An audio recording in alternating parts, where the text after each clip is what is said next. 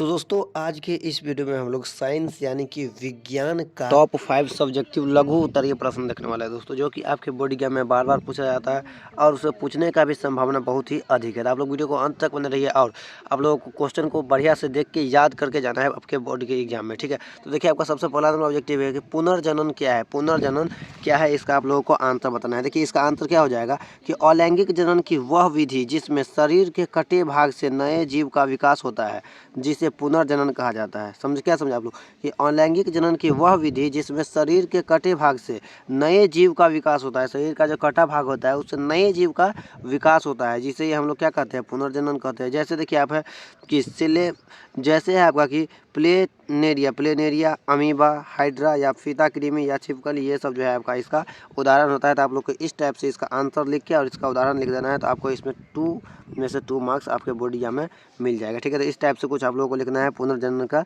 परिभाषा। इसमें देखिए दूसरा नंबर है कि पिट्यूटरी ग्रंथि को मास्टर ग्रंथि क्यों कहा जाता है।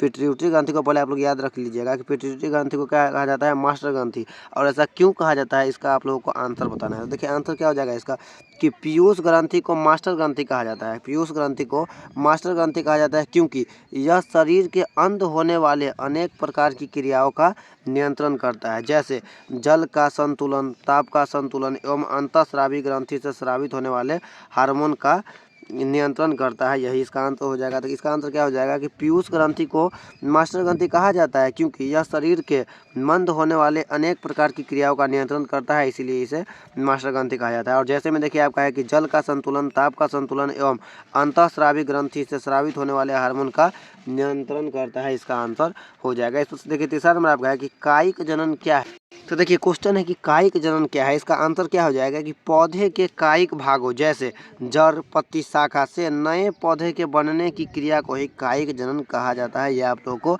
अपने बॉडी एग्जाम में लिखना है। क्या लिखेंगे आप लोग कि पौधे के कायिक भागों जैसे कि जड़, पत्ती से नए पौधे बनने की क्रिया को ही क्या कहा जाता है, कायिक जनन कहा जाता है। अथवा अगर आपने कभी गांव में या कहीं पेड़ पर देखा होगा कि किसी पेड़ पर कोई दूसरा पेड़ उग जाते हैं, तो यही ही कायिक जनन कहा जाता है। तो ये तो आप लोग समझ ही गए होंगे कि कभी कभी आप लोग देखते होंगे कि पेड़ पे जो है वह नया पेड़ का जन्म हो जाता है, तो इसे हम लोग क्या कहते हैं, कायिक जनन कहते हैं। तो कुछ इस टाइप से आप लोगों को अपने बॉडी एग्जाम में आंसर लिख देना है और इसमें भी आपको 2/2 मार्क्स मिलेगा। एक भी मार्क्स कम होने का संभावना बिल्कुल भी नहीं है। तो कुछ इस टाइप से आप लोगों को कायिक जनन का परिभाषा लिखना है। नेक्स्ट देखिए आपका है कि रक्त किस तरह का ऊतक है। रक्त जो है या किस तरह का ऊतक है, तो इसका आप लोग आंसर किस तरीके से दीजिएगा वो देखिए।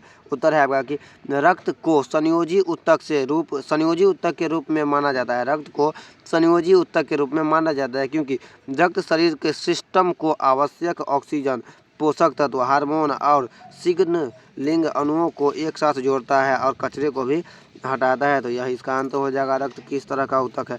इस पर देखिए नेक्स्ट आपका 5वां और आखिरी नंबर क्वेश्चन है कि संयोजन अभिक्रिया क्या है, उदाहरण दीजिए। संयोजन अभिक्रिया क्या है, इसका आप लोगों को उदाहरण देना है। देखिए ऑप्शन, तो इसका आंसर क्या हो जाएगा कि जब 2 अभिकारक साथ मिलकर एक उत्पाद बनाते हैं तो उसे क्या कहा जाता है, संयोजन अभिक्रिया कहा जाता है।